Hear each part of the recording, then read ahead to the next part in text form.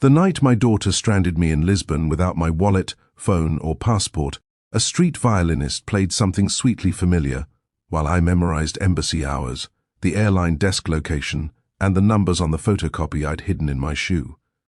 Her plan relied on distance, panic, and time zones. Mine relied on ink, patience, and witnesses, because a month earlier I had notarized a narrow power of attorney to myself and placed a recorded fraud alert on the deed she meant to steal.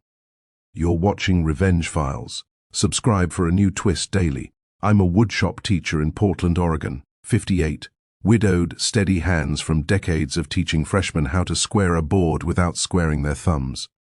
My house sits on a quiet street in Selwood, cedar siding I stained myself, a cherry tree that refuses to quit, and a mortgage I broke the back of by making extra principal payments every January.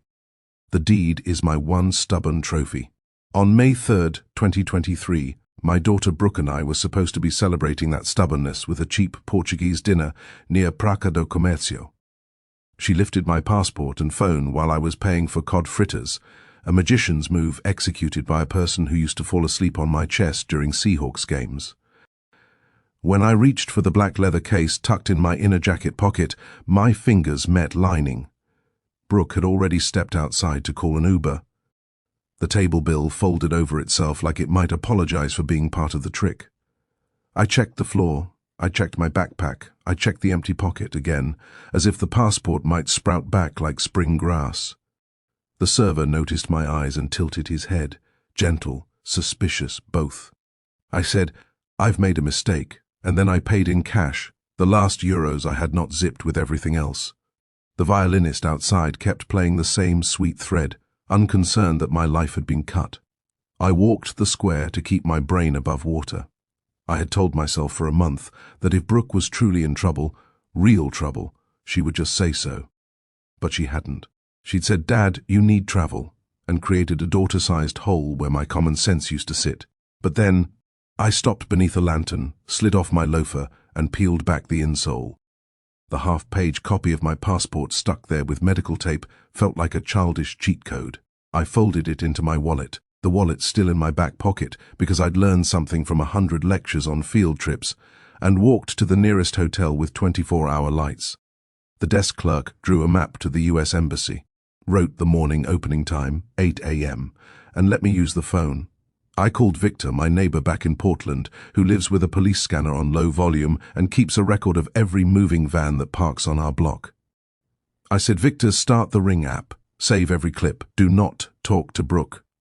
He didn't ask why. He just said copy like we were back in a shop class with the dust extractor humming. At 8:07 a.m. Lisbon time on May 4th, I stood under a flag, gave a security guard the copy, and explained. The consular officer asked calm, practiced questions. He looked at my driver's license, which I still had, and my birth certificate, which I had scanned to email 6 months before when I finally learned to use cloud folders.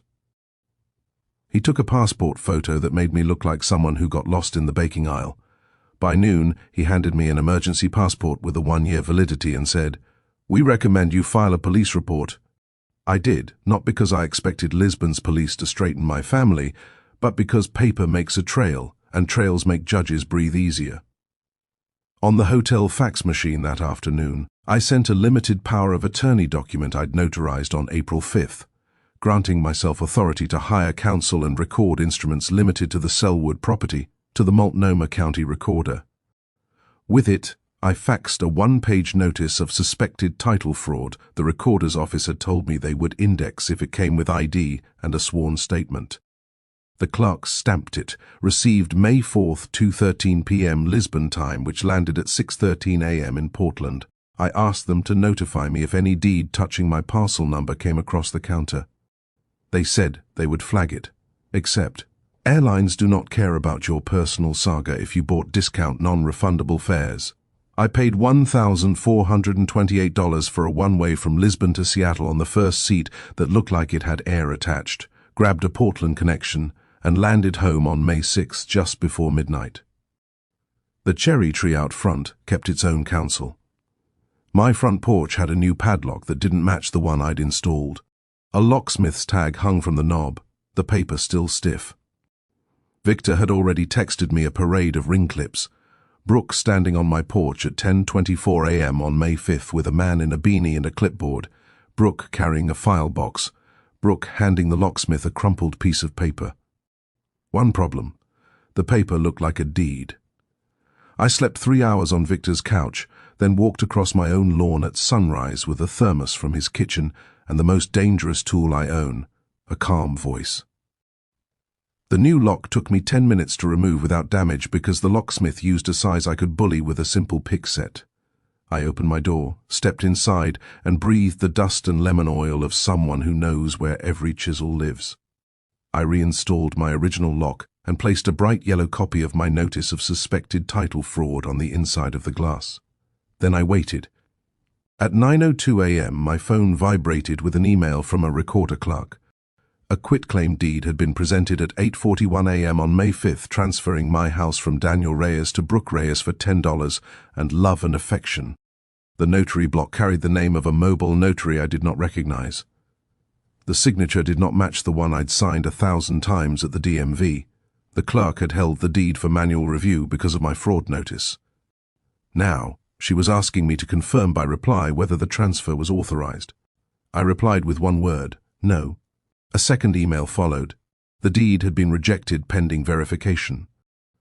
But then, at 9:30 a.m., a realtor's lockbox appeared on my porch railing with a polite white ribbon like it was a guest.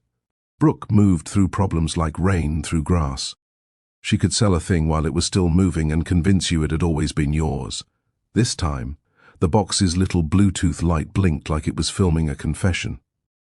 I brewed coffee, printed everything. The embassy letter, the police report, the recorder emails, the ring stills, the fax confirmations, and drove to the office of a lawyer whose name a retired shop teacher had once circled for me in red ink, Marcus Shue, quiet title, and real property. His retainer was $8,200, which tasted like copper on my tongue, but I signed and slid my card across. He read fast and asked only the good questions. Then he said, "We file a complaint for quiet title and an application for a temporary restraining order today. We'll record a lis pendens before lunch. We also notify Adult Protective Services because Brooke's tactic smells like elder financial exploitation." He looked at my face and adjusted. Premature, maybe. Strategic, yes. At 12:17 p.m., we filed in Multnomah County Circuit Court, Reyes v. Reyes, case number 23 CV to 04176. The complaint alleged forgery, fraud, and requested an injunction forbidding Brooke from encumbering, selling, or entering my property without consent. With it, we filed a one-page declaration from me describing Lisbon and the lock. Marcus's paralegal jogged to the recorder and recorded our lis pendens against the parcel number. She texted me a photo of the stamp. It looked like a padlock you could trust. I drove home.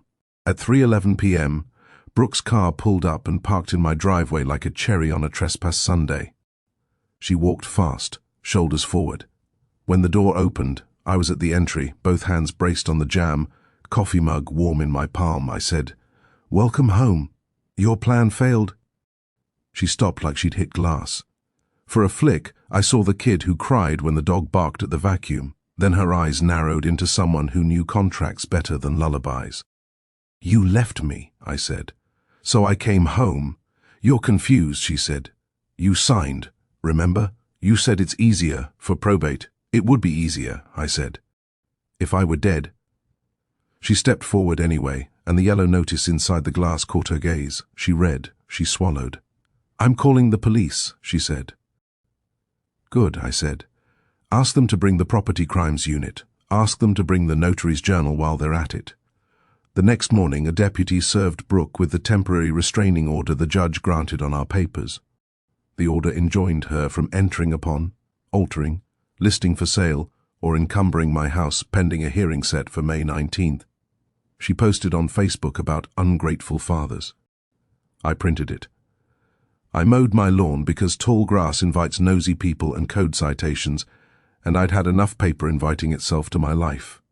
Marcus filed subpoenas to the mobile notary for a copy of his journal entry for May 5th, to the locksmith for his work order and phone records, to the realtor for her listing agreement and the lockbox log. to a bank whose logo appeared in an email Brooke had mistakenly left in a draft folder when she used my old laptop once. Columbia Community Bank. The bank fought lightly, then produced a home equity line application dated May 5th, 4th, 06 p.m., seeking $220,000 secured by my house, signed Daniel Reyes and Brooke Reyes, as attorney in fact. The application included a scanned power of attorney I had never signed. I brought a magnifying glass from my shop and studied the scanned power. Brooke had cut my signature from a refinance disclosure I'd signed in 2016 and pasted it onto a form she printed from an estate blog. The edges of my name feathered like torn cloth. The notary stamp, bless Oregon for requiring notary stamps to include commission numbers, belonged to a UPS store notary on 82nd Avenue. We subpoenaed the store surveillance for that date. The video showed a woman who was not Brooke sliding papers under plexiglass while looking everywhere except her hands. But then, a man in a grey hoodie walked into the frame and handed a small leather book to the clerk. The clerk flipped and wrote, "The mobile notary's journal," when it finally arrived, told an even dirtier truth. On May 5th at 8:11 a.m., he had recorded Daniel Reyes appearing before him at an address on Say Lambert, my own house, presenting an Oregon driver's license. The signature in his book did not match mine either. Under additional evidence, he had written familiar with signer, "I sat in my truck and let my heartbeat rise and fall like a table saw just before it kisses oak." The locksmith invoice more or less sang. The work order described rekey front door per owner Brooke R. The phone records showed 2 calls that morning between the locksmith and a number saved in my phone years ago as Brooke's husband, Nolan. Nolan, I remembered, once asked me if he could borrow against equity because cash is dead money. I'd laughed politely then. I stopped laughing May 12th when the district attorney's office called to tell me an investigator wanted to meet. I wore my best shirt and brought a binder with a spine label I printed at 4 a.m. The investigator, a woman with eyes like a machinist's square, asked me to walk her through it. I kept my sentences short. She nodded and said, "We'll speak with the notary and the locksmith. We'll also look at the bank. You should prepare for the civil hearing like the criminal case doesn't exist." She stood and added, "And Mr. Reyes, you did good taping that fraud notice. People never do the boring thing in time. The boring thing saved me again on May 19th. We sat in a courtroom that could have doubled as a library. Brooke had a lawyer now, a man whose tie knot looked suffocated. The judge, grey hair parted with a ruler, opened the hearing by saying, "This is a temporary restraining order regarding real property with a linked quiet title complaint. I've read the filings." Marcus called me first. I told the judge about Lisbon and the embassy, about the lock, the ring, the recorder's emails. When Brooke's lawyer tried to cut me mid-sentence, the judge held a palm up. Marcus tendered exhibits, the embassy letter, the police report, the recorder clerk's emails, the list pendens, the notary journal copy, the UPS store video still, the HELOC application packet with the feathered signature, the locksmith invoice, the Facebook post, the lockbox Bluetooth log showing 3 attempted entries by a device registered to the realtor on May 6 at 10:12 a.m., 10:14 a.m., and 10:17 a.m. Brooke's lawyer argued that we were criminalizing a family dispute and that I had promised probate simplicity. The judge asked, "Where is the valid conveyance instrument?"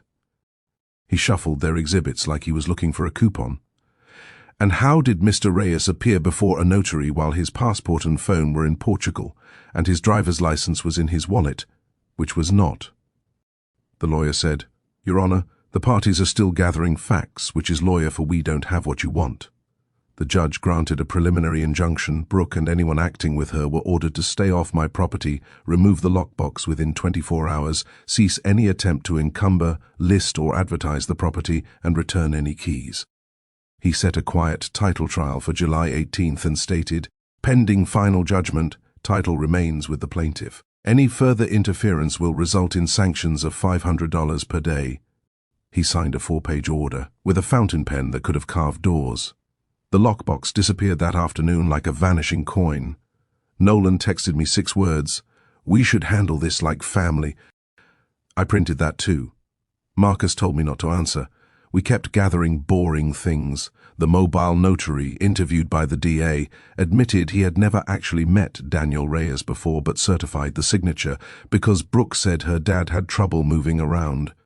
The UPS store notary admitted she'd notarized the power without the signer present because work was crazy and a regular begged. I sat on my porch and watched swallows practice impossible turns. Except something still rubbed like grit under a finish. Brooke didn't start in Lisbon. People do not wake up and decide to steal a house between an appetizer and dessert. The mid-roll truth kicked out from the dark when Victor's scanner ears perked at a code I didn't understand. He called and said, "You should check your county's probate records." I did.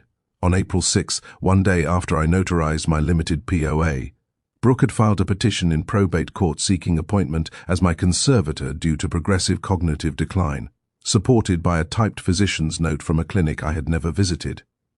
Marcus obtained the clinic's records by subpoena. The clinic sent a letter.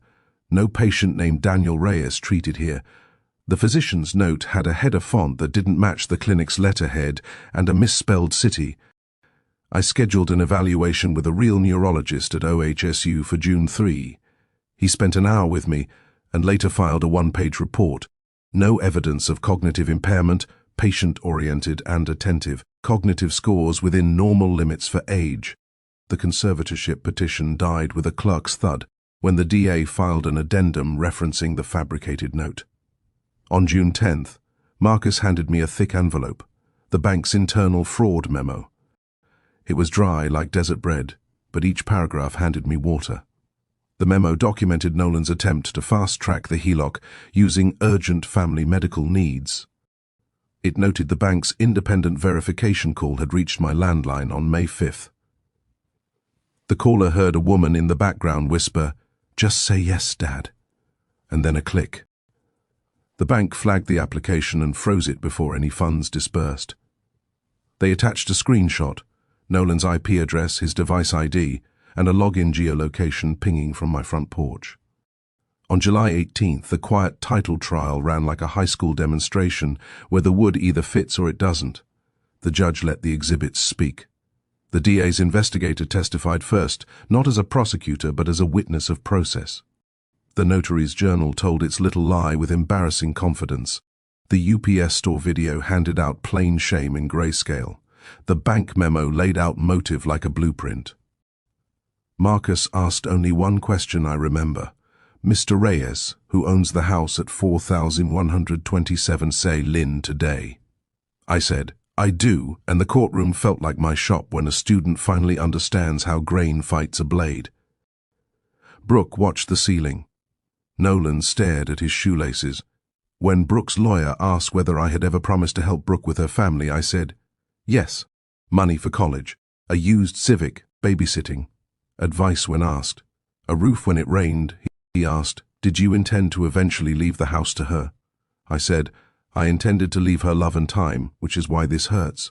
The judge issued oral findings from the bench, then a written judgment a week later.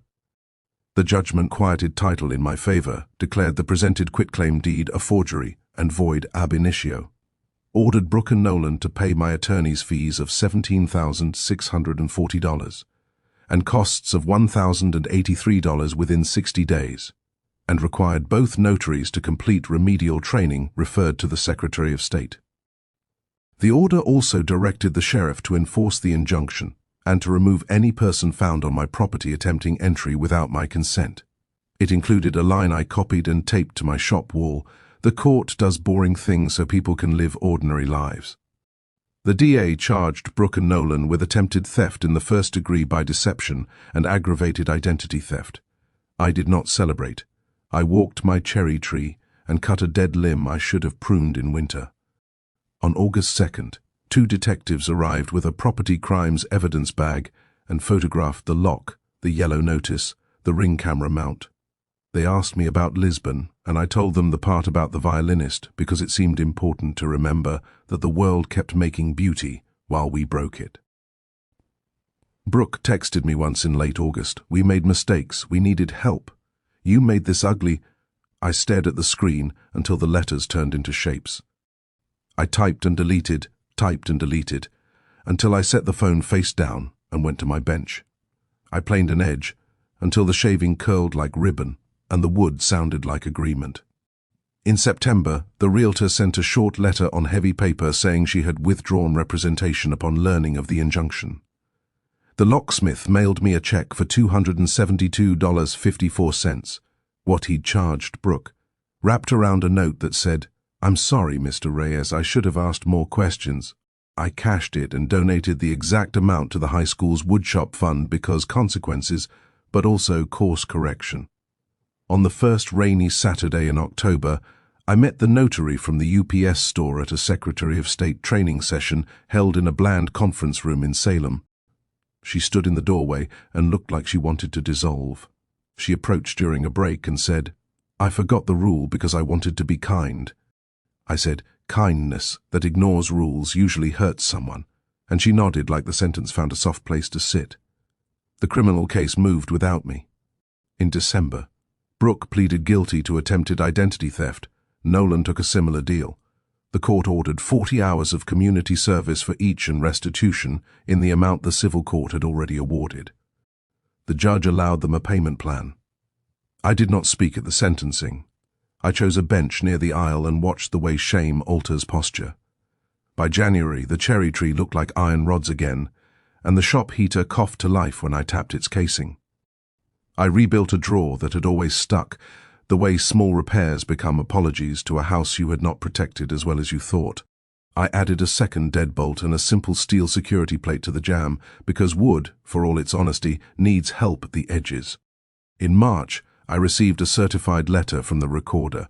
Judgment quieting title recorded, "Fraudulent instruments linked to parcel flagged and rejected." The words read like a promise. In April, exactly a year after I'd notarized that limited power of attorney, I went back to the same notary, an old school guy who insists you uncap the pen yourself, and executed a simple transfer on death deed, naming a charitable woodworking program as my house's future recipient. I told no one but the program director, who wrote a thank you note with careful loops. I still teach. I still run my hand along the shop's maple bench before first period because it reminds me that flat and square are not the same, that a degree can be the difference between a shelf that sags and one that endures. Sometimes a parent stops me after a fundraiser and says, "I saw what your daughter posted," and then waits for me to defend myself. I say, "We're working it out the boring way," and they smile with the unease of people who prefer fireworks. On a soft evening in May, a year after Lisbon, a violinist set up outside the farmer's market by the river. He played something sweetly familiar, and I thought about photocopies taped under insoles, about clerks who read closely, about neighbors with scanners, about judges with fountain pens. I thought about how revenge in my case wasn't a fire, it was a sequence of small, stubborn acts performed in daylight, each one documented, each one less dramatic than the story you'd want to hear at a bar. When I walked home, I paused at the front door and stared at my yellowed notice, now taped inside my shop as a reminder that ink, patience, and witnesses beat panic, distance, and time zones. I turned the key and stepped into the lemon oil smell like a man who learned to love boring, and when quiet settled back into the rooms I built, I realized the violinist's tune had been a lullaby for grown men who finally came home.